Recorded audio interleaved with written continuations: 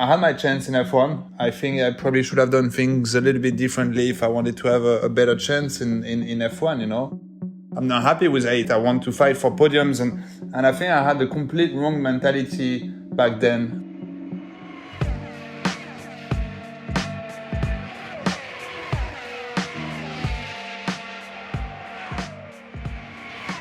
Welcome everyone to Beyond the Grid with me, Tom Clarkson. This week, we have a story of what might have been, because my guest is a driver who had the talent and speed to succeed in Formula One, but it didn't quite happen for him. He scored multiple points finishes for Toro Rosso and ran his teammate Daniel Ricciardo close for 2 years, but he was still spat out of the Red Bull programme. The man I'm talking about is, of course, Jean-Éric Vergne.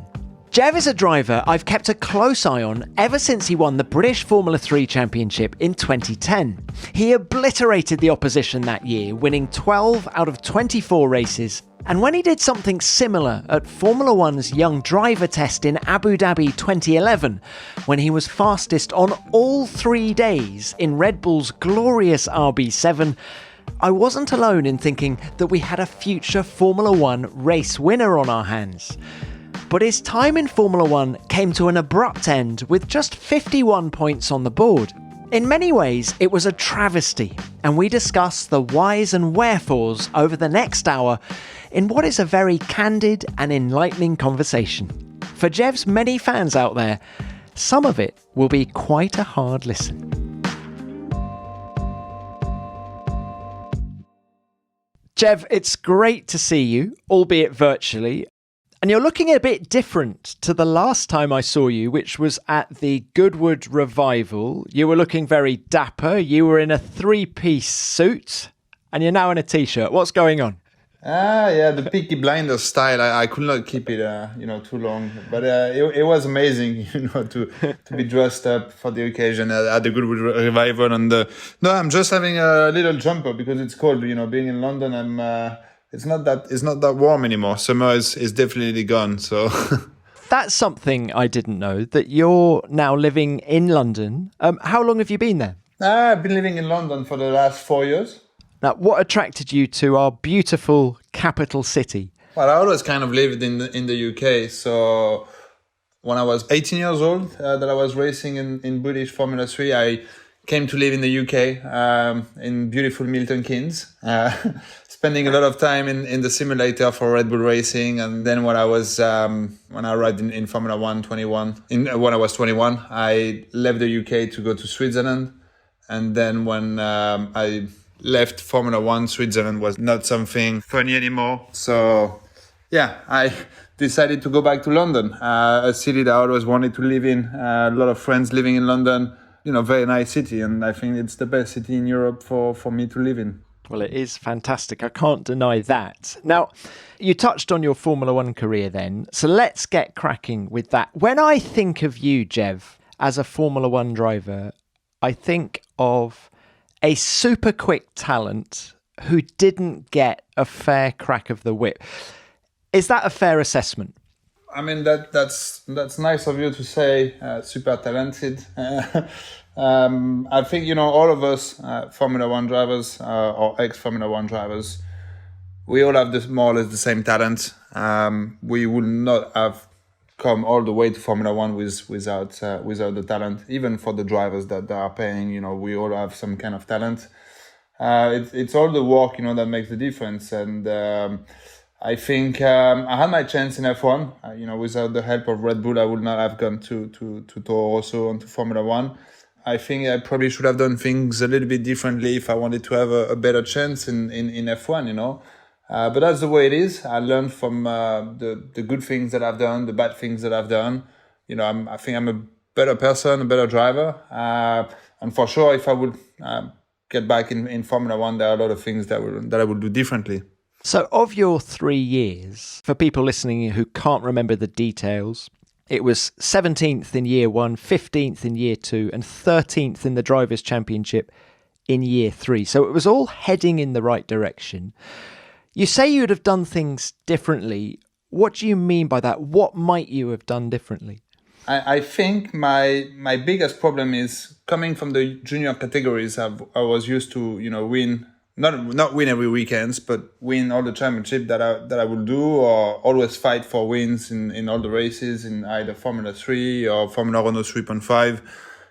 Always there, And when I came in F1, before when I would finish second, I would be, very pissed off.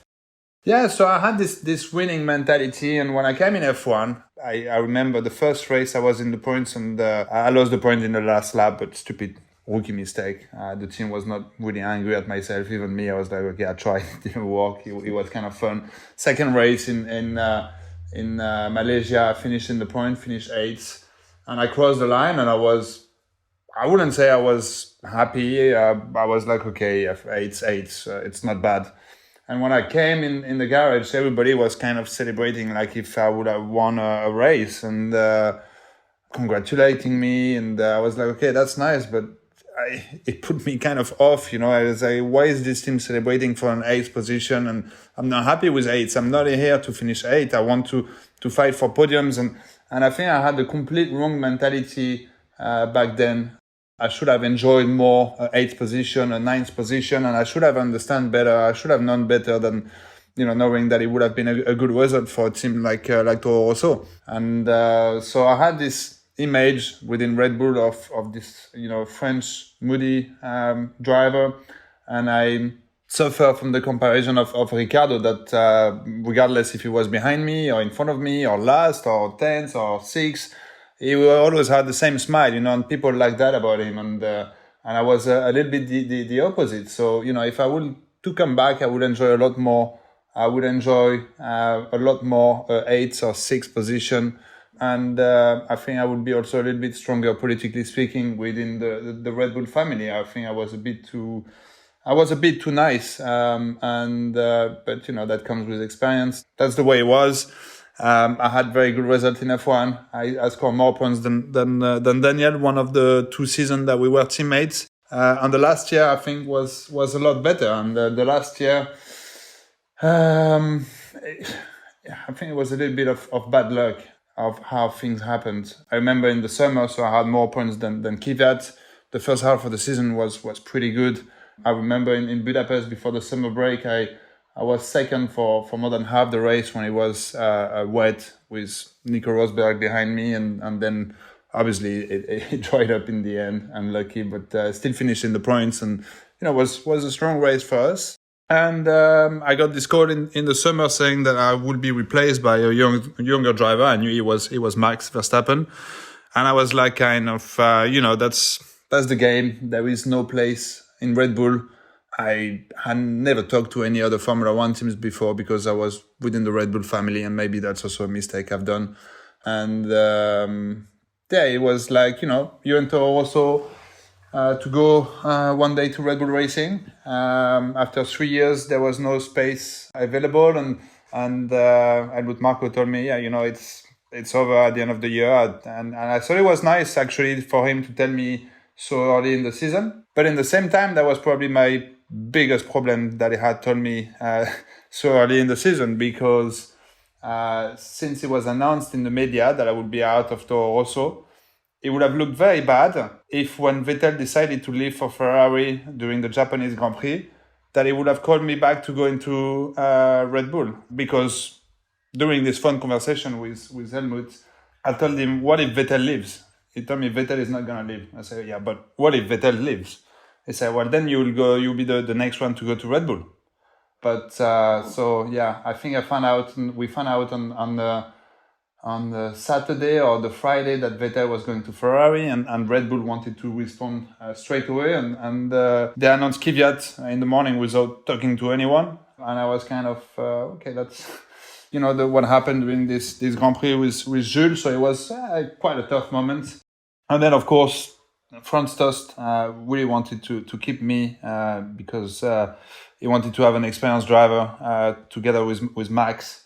But then, once again, Red Bull could not say, okay, we're going to keep Vergne in Toro Rosso. So, and there was another, very young, promising driver coming with Carlos Sainz. So they put him instead of, replacing Kvyat that went to Red Bull Racing. But That year was quite complicated. I wish Helmut would have done it the same way he did to many drivers, to wait until the last race of the season to tell them it's off. Because if he would have waited with the Grand Prix that I've done before Japan, I was in a much stronger situation than Kvyat to go to Red Bull Racing. Crikey, there are so many questions that have come up about everything you've just said. Can I take you back to the mentality thing, in that you arrived in 2012 wanting to win races and finish on the podium? I would have thought that mentality would have struck a chord with Helmut Marko. I would have thought he would have relished your dissatisfaction with eighth and the fact that you want more the whole time. That is exactly how Helmut is wired, isn't it? I don't know. I was not in the right place at the right time. In my mentality, in my way of thinking, in my way of walking. I mean, I can see, only 2 years later when I won in Formula E, I realized that I was harding a lot more than what I used to in F1. And I take the blame. I take the negative comments that has been made to me. I keep also the positive. But that's the way it was. Jev, what was Helmut like to deal with on a human level? Pretty non-existent. It's true. The rumors are true. Yeah, rumors are true, but I have to say something. So, you like Helmut, you don't like Helmut. I'm not here to be friends with him. It's not like I'm going to go on holiday with him. But I liked him as a boss because he always gave the driver a fair chance to succeed. He is tough. Yeah, but that's fine. The world we live in, the world. The drivers in Formula 1 are is a tough world. You're only as good as your last race, and this everybody knows. And if you do a good job, if you win championships before Formula 1, he was fair and he brought me to Formula 1. And I can only thank him and for what he's done for me. I wish he would have done different things. Especially the third year I had with Toro Rosso. But that's the way it is, and I'm happy that I've get to work with him and that he gave me the chances that he gave me. He was very target driven, or he is very target driven. But having been a racing driver himself, did he try and help you in terms of how to drive the car, how to set up the car? Did he give you any advice about that? No, he never gave any advice about that. He always liked to know what happened on the car, what happened with the updates that we were having with Toro Rosso. He's quite looking into the details, He's there on the races. Believe me, he knows everything about the car. He knows everything about what's happening in the team and everything about the drivers. Also in the junior team, he's quite aware of everything. And is it true that he'd ring you for a debrief at 7 a.m., the morning after the race, maybe 2 mornings later? Oh, yeah. He usually called in the most unusual time. And I think he liked to be rough with the drivers, I'm sure he likes it. I remember once in Manicourt, I was the fastest, but I stole at the start. I stole twice in the weekend, and I didn't win a race. And he was pretty pissed off with me, and I can understand. And the race after, he said, "You better win." I won the race after, that was in Germany.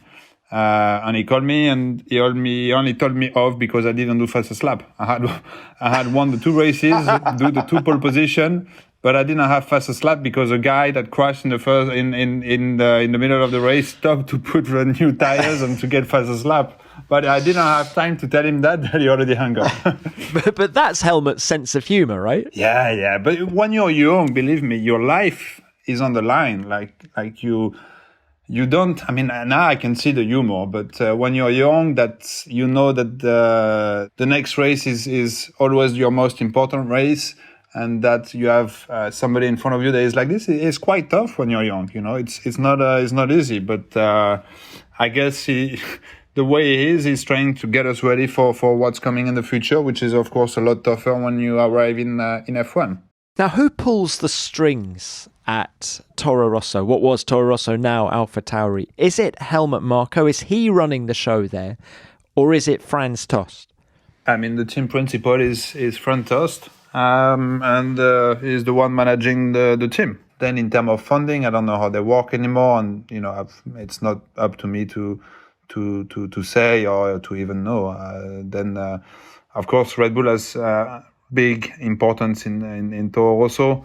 Also, the Toro Rosso driver and now AlphaTauri are Red Bull drivers. So the link is very strong between those two teams. And did you make much of an effort to ingratiate yourself to Christian Horner in the big team? Let me answer the question differently. Let's say that I left too many blanks and I left too many things up to luck and not up to me. So I should have taken things a little bit more in my hands.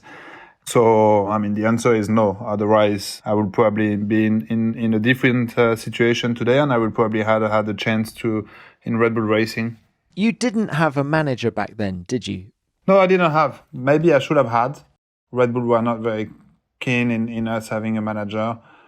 I wish I had a manager, not for the amount that Red Bull were paying us, because that's when you're a young driver, that's really not what matters. But really from the mentality, the mental health that I now have, but I didn't have back in F1. I think that would have played a massive role.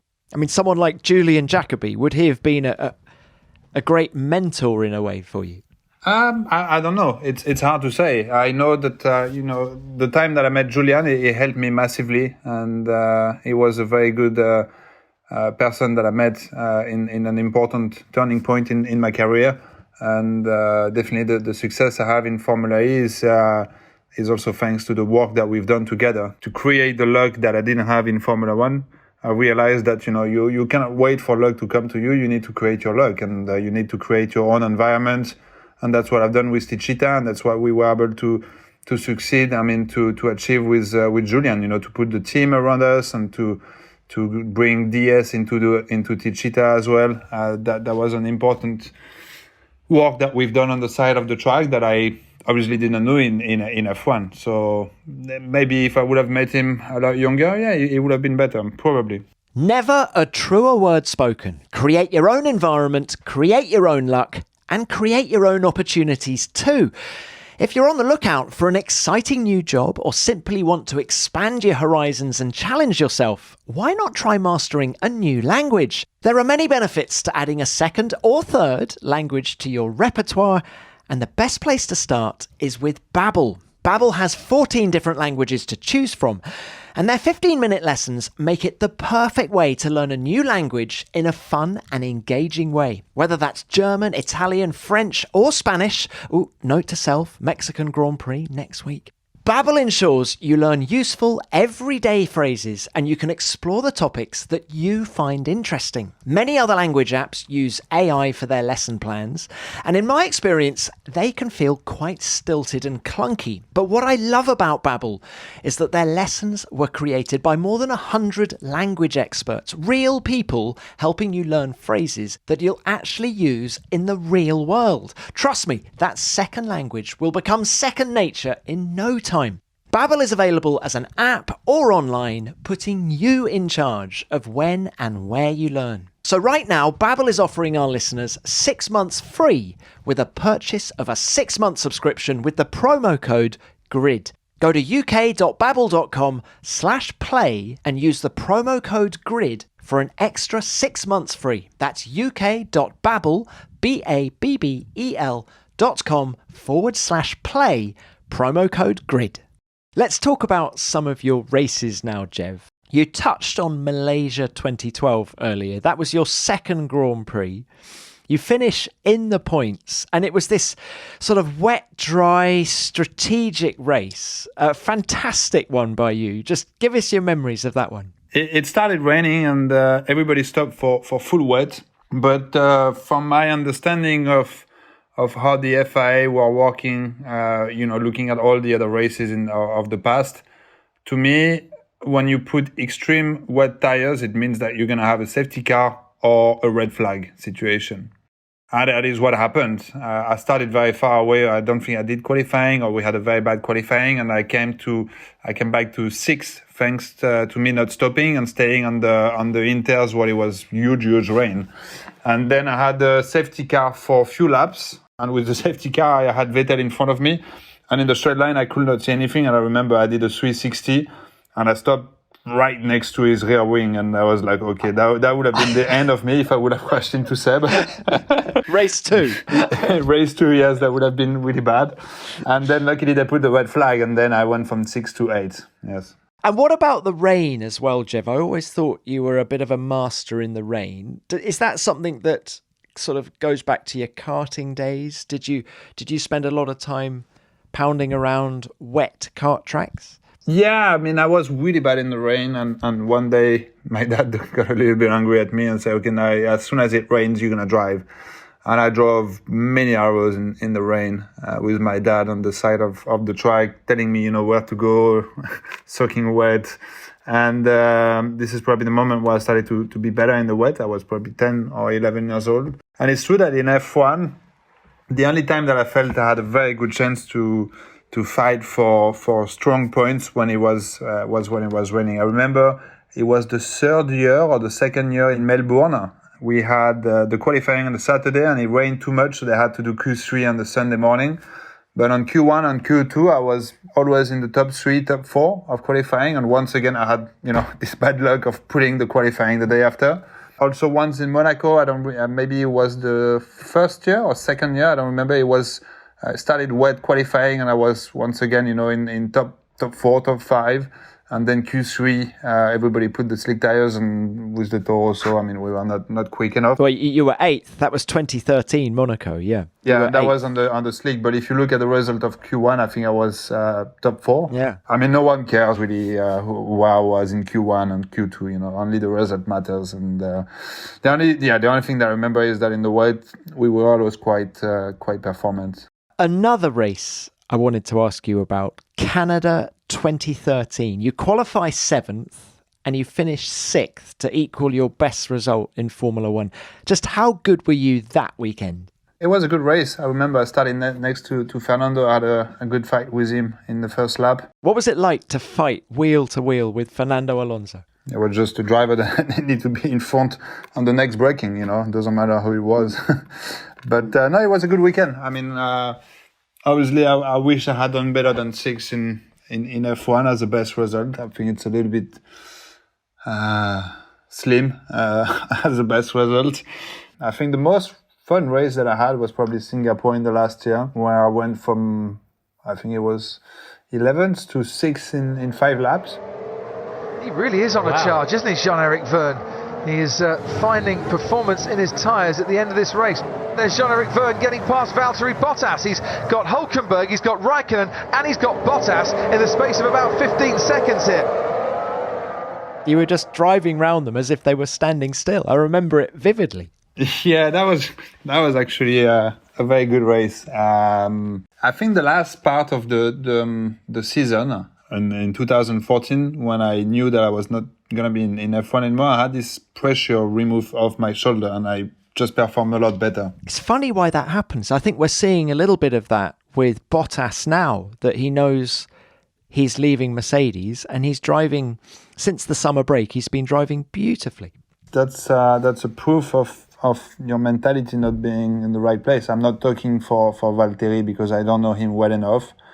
And I'm not in the same, I was not in the same position as the one he is in.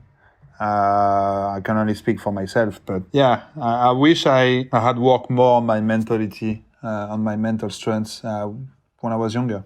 Did you use a psychologist or anyone to help? Because I know not all, but a lot of the guys on the grid now do use psychologists to help them.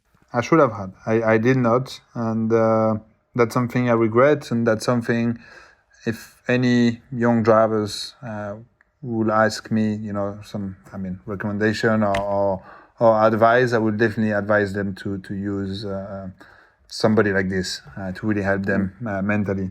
Let's talk about you as a driver now. Just be completely objective about it. What were your greatest strengths behind the wheel of a racing car? What are they, of course? You're still racing now. But in Formula One, what were your greatest strengths? When I was in F1, I would say the wet. I would say racing. Racing was my biggest strength. Overtaking, defending. Yeah, I was more of a racer than a qualifier. I think that was my problem against Daniel. I think the first 2 years he strongly beat me in qualifying. Then I was beating him in the races. But unfortunately, when you beat him, when you beat your teammate finishing 12th and him 13, or it's different than when you beat your teammate finishing third and him fifth, because at the end of the day, the points talk a lot more. And when you're in the Toro Rosso, you can beat your teammate many races, but if one day he finish eighth, or sixth or fourth because he's in the right place at a good moment, that makes a whole difference. So it's a bit more unfair to judge those drivers. It's like Nicolas Latifi. I mean, before Russell scored the podium, but Latifi had more points than Russell, and I think that's not representative of the result of those two drivers during the season. I mean, now after the Russell podium, it's completely different, I would say. But when you are in a team that doesn't fight for points every races, it's hard to show you're beating your teammates through the point scoring. What about the technical side of it? Were you good at setting a car up? Did you enjoy that side of the sport? Yeah, I enjoyed a lot. I love technique. I love everything that is that has to do with technology, and I was really into.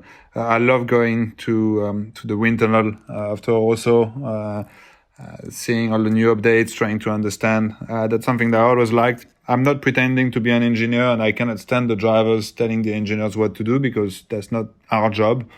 But our job is to understand them and to understand what engineers want from the drivers. And also it's important that you know very well the car that you're driving, the new updates that you're getting, the new brake materials that you're having, what are the peculiarities, how you should warm them up, to know the type of tires that you're getting, to analyze everything. I think that's that's the part of the sport that is very important, and I quite enjoyed it. You can suggest solution, of course, and the engineers will listen a lot more to a driver that suggests solution when the driver understands what he's talking about, and when he takes note, and when he is quite serious about the debriefing and remembering, for example, the year before on the same track, I had understeer in this corner. It's weird. Let's look at the solution that we found the year before, and then suggest, last year we found this solution. Maybe we should try and look into that. But some drivers are just telling, I don't know in F1 if they're like this, but I know some drivers are just pretending to be engineers, and that's not something I like. Mm. Well, what was the best car you drove in your F1 career? I think it was the last year, 2014, when we had the Renault powertrain. Yeah, I think it was the best car, definitely. I thought you were going to say something a bit left field then and say, well, it was the RB7 that you drove at the Abu Dhabi test in 2011 when you were quickest on all 3 days of the young driver test. Yeah, I know, but unfortunately, I did not race this car in a race. I wish I had, but I did not. So realistically speaking, with the racing, I think it was the last year. Yes, the Toro Rosso. Just in terms of your preparation for Toro Rosso, that test at the end of 2011, when you were quickest on all 3 days, I just remember being really excited about it, Jev. The car was just perfect to drive, honestly. It was the first time I had in F1, but yet it was probably the time that I drove the best in F1, very weirdly enough.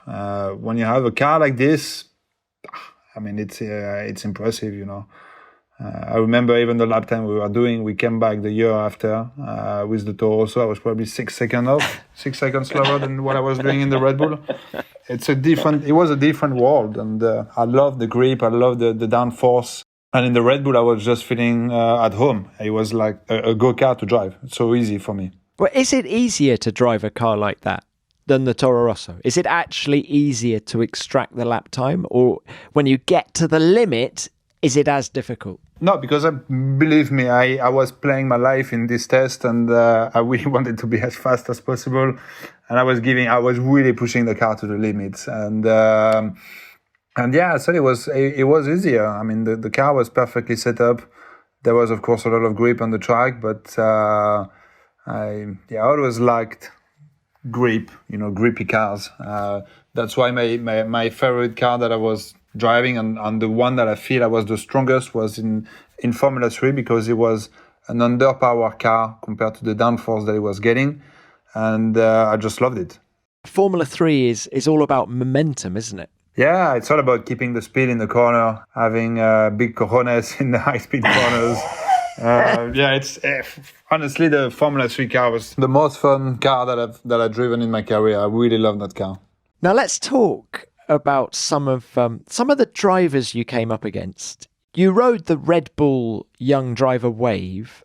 Who was the best of that group coming up with you, of that Young Driver Red Bull group? There were so many. There were so many drivers. I mean, there were new ones every year, ones exiting every year. So it's difficult to respond to this question. I don't know what to answer to this one. Really? Because I mean, Kvyat and Sainz and Ricciardo. Yeah, but the problem is, I was not racing with them in the same category. So, and you only focus in your season and what you do, and you don't really look at what the others are doing. The only thing that matters the most is you winning your championship, and therefore, since I was the only Red Bull driver racing in my category, therefore it was very hard to judge the other guys. I only raced with Daniel in Formula Renault 2 liters. It was my first year in racing car. He destroyed me. I have to be honest. I was not at his level. But then our last year before Formula 1, we raced again in 3.5. And I was in front of him. That's interesting, that, isn't it? Well, as the cars got more powerful, or as the cars got more grip, we were talking about Formula 3 a moment ago, it sort of came to you more? Or was it purely about experience, the way? It was, of course, experience. But it was also, I remember when I went to Formula 1 2 liter to Formula 3, it was like I became a complete different driver. I was like, now I'm untouchable. No one can beat me. And that was my feeling. That was also my feeling in the Red Bull car. In the Red Bull car, I could have, I didn't have a lot of money back then, but I could have bet all the money I had if Sebastian Vettel would have been there the same day, and that he drove the same car. And if he would have beaten me, I would have given him everything I had. And that's this feeling of invincibility that I sometimes had in my career. Maybe I should have it more often, but... Hey, Jeff, that's amazing. So you hadn't even driven in a Grand Prix at that point, yet you were already so confident in that car, the RB7. Yeah, I was, and I didn't need to drive in the Grand Prix to know that we knew the amount of grip there was on the track. We knew the amount of fuel that I had. We knew the tires that I had. And we knew the lap times that were done in qualifying and in the race, and I knew what I was doing the day after, What does all this say, Jeff? Does it say that timing is everything? If you look back at your career, if there's one thing that you think you've learned that's more important than anything else, is it timing? Just being in the right place at the right time? It's something very important, but some people may call it luck, and with time I get to realize that this is not entirely true. And the best example to me is Lewis. I remember was in India in 2012 that he was still with McLaren, and he was going to Mercedes, and Mercedes was a new team, was not winning any races, was far from winning any races, and I told him, "You're crazy. I mean, why do you go there? You're in the best Formula 1 team with McLaren." And he told me, because I need to build this team around me, and I need that if I want to beat Sebastian. Sebastian was, of course, winning everything back then.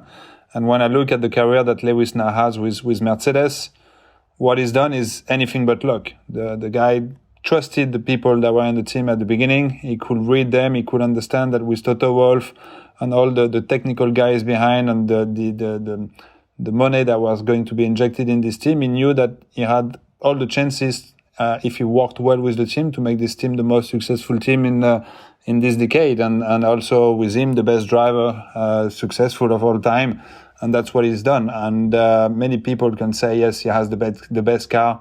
It's been easy for him, but he built that luck. He built this team together with Toto Wolff and all the people in Mercedes. That's not luck. That's hard work, and that was having a long-term vision that he had, and that many drivers don't have. We'll be back with Jean-Eric in a second, but listen, I've been joined by a couple of mates, Damon Hill and Natalie Pinkham. Hello, guys. Hello. Hi, Tom. You're clearly fans of Beyond the Grid, but have you listened to the podcast that us three do together? It's called F1 Nation.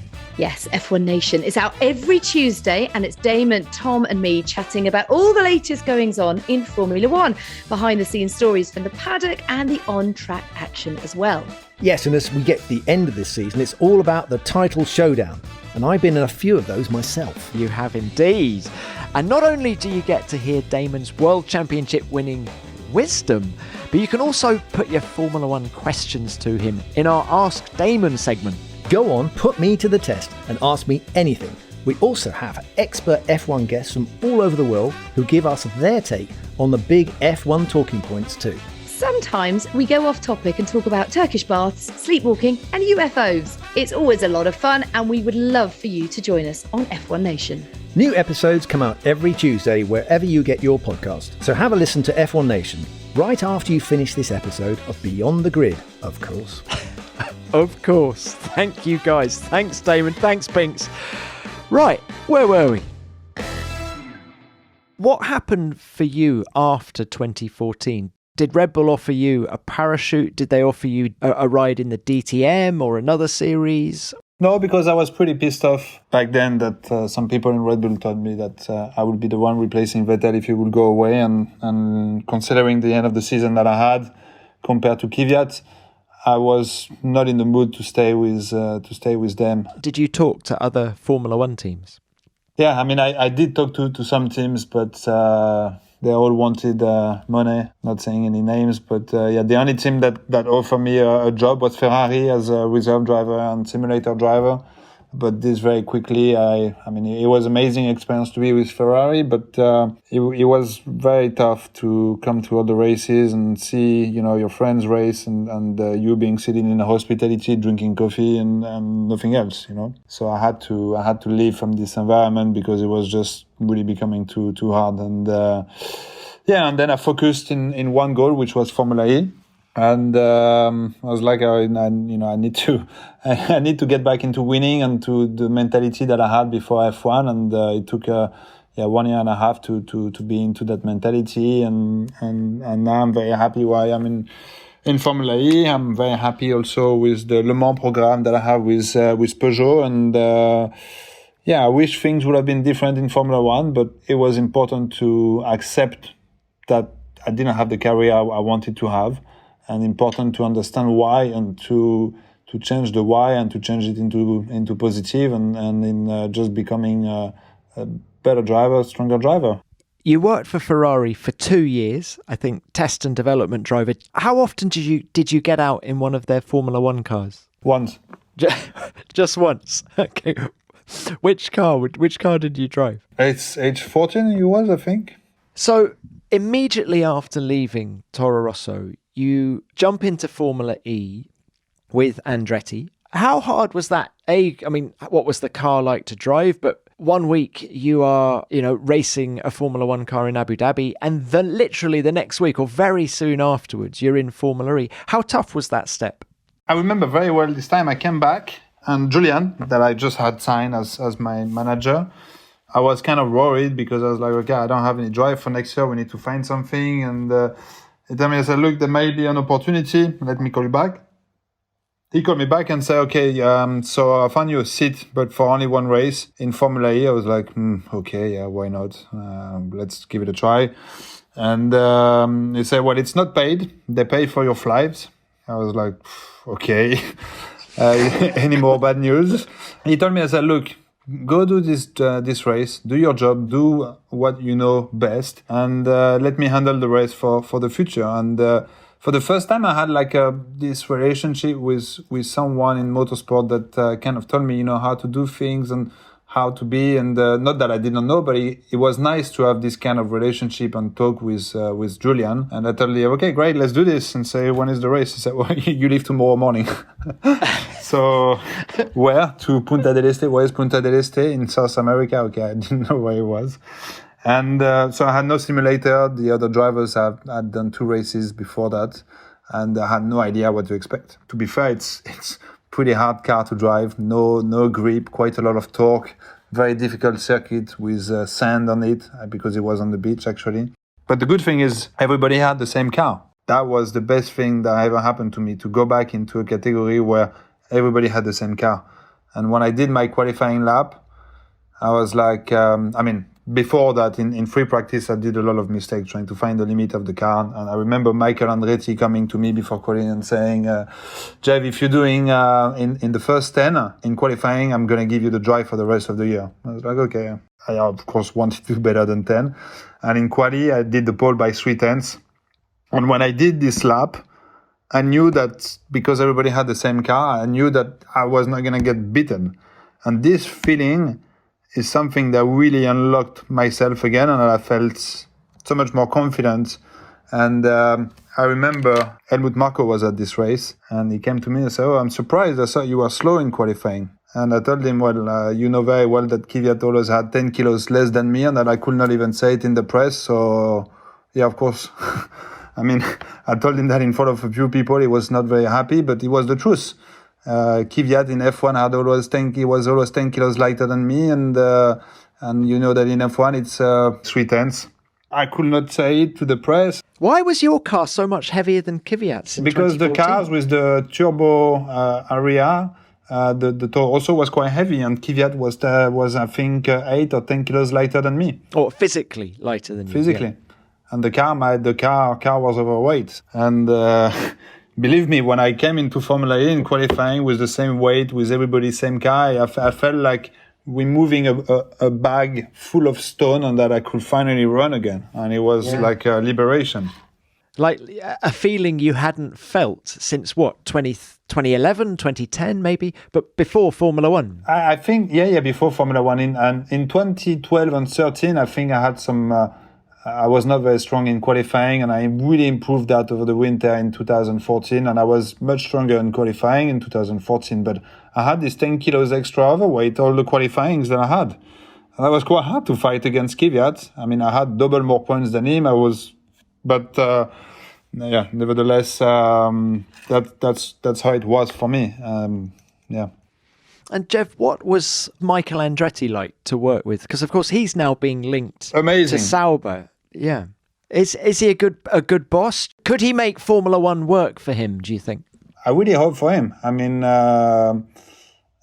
He has a very successful team in IndyCar. I know very well JF Thorman, and I love the people at Andretti in Formula E. We had a lot of fun, good races, good success. Yeah, Michael and this team is really a team that I have in my heart. They are really loving motorsport. It's in their DNA, and that's people I love, yeah. And, of course, you've got Le Mans coming up with Peugeot. How much are you looking forward to sharing a racing car with another driver? I always think that's a big mentality shift. Le Mans is always something that I loved. I started the Formula Campus in Le Mans, and when I came to this track, I was struck. I was like, wow, that's really an amazing place. And then I did my first Le Mans quite late, but it was magical. When I attended to my first Le Mans, not as a driver, but as a spectator. And that's a race that I knew that I always wanted to do. And when I left F1, I did the Toyota test. And I was not picked up because of... I can't remember what they told me that they didn't like about me. Was not the speed, but I realized there was this image problem that I needed to change. And to change that and to be able to get a good drive in Le Mans in a top factory team, I needed to go to endurance racing and to prove that I was able to share a car, to prove that I had a good mentality, to prove that I'm not this... crazy driver that is going to crash the car every time I'm behind the wheel. So I told also Julian, I said, look, please find me a drive in LMP2. And he found me this drive with Manor, which unfortunately was not a very strong team, with not very strong teammates. It was quite difficult, and even I had to pay off my own money to go to the races. And when you come from Formula One, being a Formula One driver, you got demoted, and then you go to LMP2 and you need to pay for your travels and everything to race. It was kind of a humbling experience. Really, there was no better situation to go back to put back your feet on earth and to start walking again, and to shake yourself and to shake yourself up and come back to reality and come back to walking and working towards being successful again. And the first year in Manor was good. I mean, I had good performance in the car, especially in Le Mans. That drew the attention to Roman Rusinov and G-Drive. They offered me a drive in the year after, and we won Le Mans, got disqualified after. But I then was in this good mentality in Le Mans, and people could see that I was working very well with the teammates, and in the team also they more than once I was happy to give a set of new tire to my teammate so he could get more ready for quali, and I was happy to change the setup that was fitting me better than my slower silver driver. But they could see that I was really accommodating very well, and that things that played a very important role for Peugeot to take me in the hypercar program. Do you know yet who your teammates will be? Yes, I know the 6 drivers, but my teammates on my car, I don't know them, no. Who do you want to have? Do they ask? Do they say, right, we'd like all of you, please, to write down who you'd like to share a car with? Is there anything like that going on, or are they just going to tell you? If I was Peugeot and I will ask this to the driver, I will take the opposite of what the driver wants. So no, I don't know. I mean, yeah. Well, it's very exciting for you, Jeb. No, it is exciting time. I'm very pleased with this drive with Peugeot. It was good. It didn't come there easily, so I had to. I mean, we always have to work for something in life, but I really wanted this drive, and I'm quite pleased that it turned out to be this way. And now I'm very happy to start the work with Peugeot and get behind the wheel very, very soon. Do you feel that you're enjoying your racing now more than you were 5 years ago? Absolutely, yeah, 100%. Your mentality going into the race is just, I'm going to enjoy this come what may. Is that the reason? Yeah, it's the reason. It's also the main reason is also knowing that you can go to a race knowing that you can win or fight for the win. And that's something that it's different. I mean, I like winning. I like to be in the position to win, and I like to work hard for this, and to be in a category that I know I have my chance to win is something nice that really gives me a lot of enjoyment. I wanted to ask you about some of your off-track activities, because I think we can call you a businessman now, because just looking, I've got this list in front of me. Endorphin distilled spirits. Should we start with that? I mean, what's that? How did it come about? Well, it came about because, Formula E, they love I wouldn't call it the party scene, but it's quite a lot of events around Formula E racing. And I found myself in a few of those events not knowing what to drink. Everybody drinking alcohol next to me. And I didn't find any way around it, and I didn't find any other drinks that didn't have alcohol, but they were enjoyable from the social aspect. And that's why I wanted to create a drink that gives you more or less the same effect as the alcohol, but without the hangover and without the bad things in it. So yeah, we created that. It's working very well. We only sell in the UK now. I do this with the son of my manager, actually, with Alex Jacobi, and it's a very fun project. What does it taste of? I invite you to send you a bottle if you want.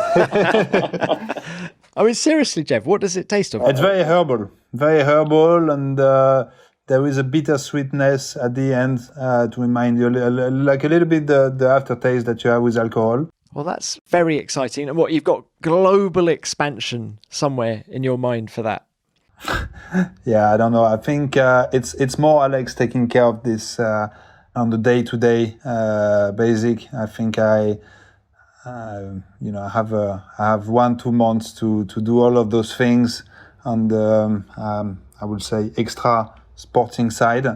But believe me, from January, you will not talk to me about any of the businesses I do. The only business will be winning, next year and working to reach that goals next season. And I think last year last 2 years I didn't win the championship, and probably that was one of the reasons. So yeah, I'm going to refocus a lot more and go back into winning. Well, I wish you the best of luck, but I've got other things. Veloci and then DS Tachita as well. I mean, you've got all sorts going on, haven't you? Yeah, and restaurants as well. Oh, tell us about the restaurants. It's a French restaurant called Caviar Caspia, another one called Beef Bar, restaurant from Monaco. We're trying to do it very well, but it's my friends mainly that take off, that like look after it. So I don't have any credit to take for this. And then DS Steel Cheetah. That's a long story, but I'm trying to make it short. The second year I did in Formula E, I did with DS Virgin, and it's common knowledge that my relationship with Virgin has been very, very, very bad, almost to the point that I wanted to leave halfway through the season, but DS convinced me to stay until the end. But it was very clear that I was never going to stay with this team. And I was at the point of my career that I was like, I need to create this own chance, like I was telling you about Lewis. And I went to one of my old sponsor and I told him we need to buy a Formula E team. And by then the franchise were not costing as much as today. And we negotiated to buy Aguri, which was a Formula E team. So we became partner in the team for the first 2 years. Then after we sold the shares back to the Chinese. But it was very interesting because for once in my life, I was able to go on the other side and to see what the team really needed from the driver. And I think this is the moment in my career that I grew the most, that I understood the most of things. And this is with this team that I've been, the most successful. So it's been a very important and interesting journey to go behind the scene and to work with the team in putting the engineers together, in solving problems. And it was enlightening, I would say. Yeah, and you've gone full circle now. You've seen the sport from every angle, haven't you? I don't know if I've seen the sport from every angle, but I'm still young. I still have a lot of things to learn. I still have a lot of things to achieve in this sport, and I'm eager to learn every day, but I still have a lot of things to do in this sport. Well, and out of the sport, Jev, because I saw very recently that Save the Cheetahs is something close to your heart, isn't it? Yeah, I love animals. Is there some link with the team? Is that why Cheetah? Completely. Because when we got called Cheetah, I have this person that approached us and say, "Are you interested in cheetah conservation?" Explaining me, the problems there is with cheetah, and I was like, "Yeah, that I love cheetahs." And then it looked cool also because of the name of our team, So. We did a lot of things with the Cheetah Foundation, keep doing a lot of things as well.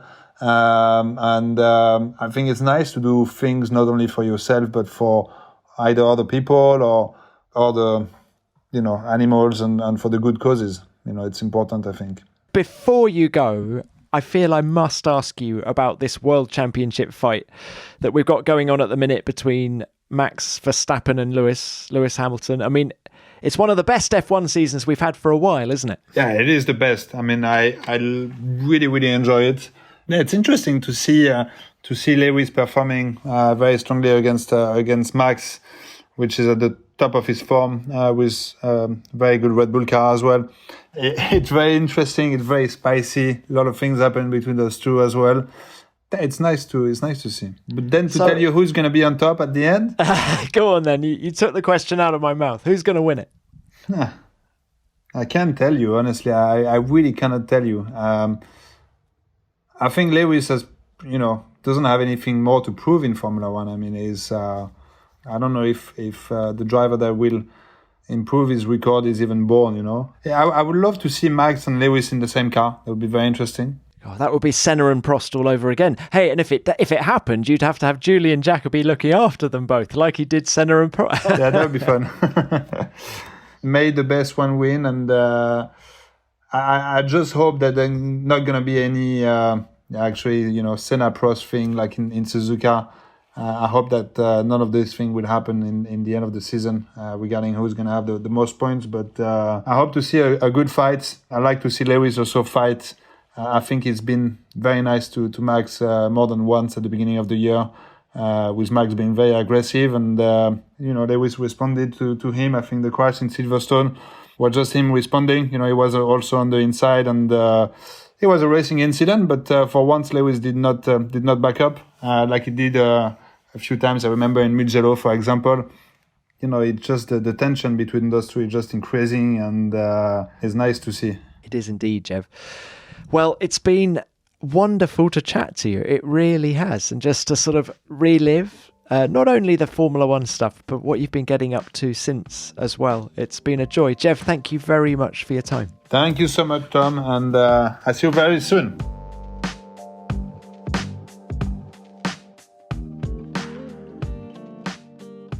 As you've just discovered, Jeff is great company, so I will find an excuse to see him again very soon. But what an open, honest, and at times devastating chat about his Formula One career. I hope he found the process of talking through it cathartic. And he seems to now understand some of the reasons why he didn't have the Formula One career that his speed deserved. Hopefully, that will bring some closure with it. I'll always remember Jev as a driver with tremendous feel who had almost a sixth sense about where the grip lay in the wet. The Hungarian Grand Prix in 2014 that he mentioned when he ran second for a while sums up his ability perfectly. Jev, thanks for your time. It was great to chat, and we will catch up again very soon. As ever, please remember to send in any thoughts or stories that you have on Jean-Eric. Were you in Hungary 2014 when he ran second? Or what about Malaysia 2012 when he scored his first World Championship points? Or even the Goodwood Revival meeting this year when he danced with some historic cars? Let me know, and remember, I'll read out the best ones next week. Which brings me on to what you sent in about Daniel Ricciardo after last week's episode. There's a lot of love out there for Daniel. Take this from Eyes Up Auto Art. I got into Formula One in 2017 and my wife followed when Drive to Survive came out. We've been big Danny Ric fans from the start, and Monza was the first race after we found out she's pregnant, and we're going to name our first child after him. It was an unforgettable week. Wow, what a message. And are you going to call your son just Daniel? Or are you going to go the whole hog and call him Daniel Joseph? Go on, go for it. Thanks for that message. And on a similar theme, Matteo Guasco sent this in. You got me there with Daniel, he says. He won on the same week that my second son was born. Just magical. He's an amazing guy in an amazing team. Thanks. Well, our pleasure, Matteo. That was certainly a memorable week for you, wasn't it? And what about this from Chris Laker? I could listen to Daniel all day, every day, he says. His passion is infectious. I want to go out and get myself a 110 pit bike now. What a fantastic interview. It sounds like you both really enjoyed it. Well, thanks, Chris. And I can tell you that I very much enjoyed it. And I hope Daniel did too. And as you say, Daniel's passion and enthusiasm are infectious. And here's a great story from Emily. Just listened to this pod and loved it, she says. Great, insightful mix of topics. Would love to say I've seen Dan on the streets of Perth, but the closest I've come is parking outside what was his house as a teenager when my friend, who lived a few doors down, had a house party. Well, come on, Emily, that means you and Daniel are bezies. What a great story. Thank you. And let's end with this from Kenna Edwards, who's also sent in some pictures with her story. I love Danny, she says. My dad took me to the 2014 US Grand Prix for my birthday, and I got to meet and chat with Danny, who was sporting rather questionable facial hair. He even sang happy birthday to me. Later, he sprayed me and others with champagne on the podium. What great memories, Kenna. Lucky you. And I loved your photos. Thanks for sending them in. Now, as ever, we got loads more messages, but I'll stop there in the interests of time. Thank you to everyone who wrote in. We love getting your messages, and we do read them all. Well, that's it for another week. I hope you've enjoyed hearing from Monsieur Vergne, and don't forget to send in your thoughts and stories on him. Otherwise, I'll see you all next week with another great guest from the world of Formula One. Beyond the Grid is produced by F1 in association with Audio Boom Studios. Until next time, keep it flat out.